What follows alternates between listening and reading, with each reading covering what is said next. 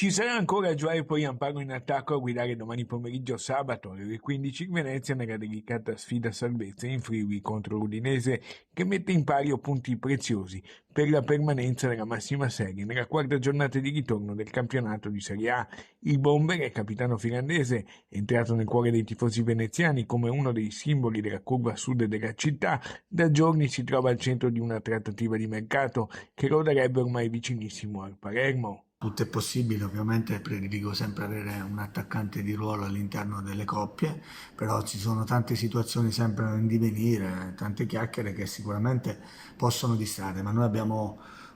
parlato con i ragazzi di avere principalmente, anzi solamente il focus sulla gara di Udine, perché tutti i discorsi di mercato, di chiacchiere che possono interessare a tutti, in questo momento a me non interessano, di questo se ne riparlerà dopo la partita, dopo le 17 di domani. A sostenere gli arancione-verdi arriveranno da Venezia 1 miliardo di tifosi. Mister Di Francesco presenta così gli avversari. Una squadra di grande fisicità che ha fatto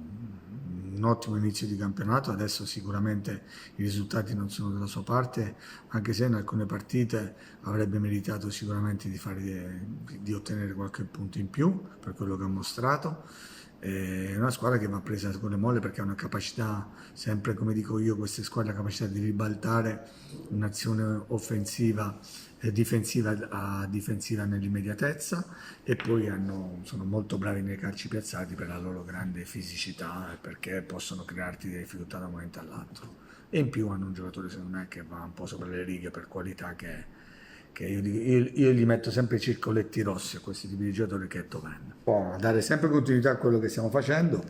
sicuramente vorrei vedere una squadra un pochino più qualitativa anche nel palleggio, abbiamo lavorato un po' su tutte e due le fasi, quello che si fa durante la settimana, ovviamente concentrandoci con i giocatori a disposizione, cercando di andare a limare quei piccoli difetti che si sono visti nella gara precedente.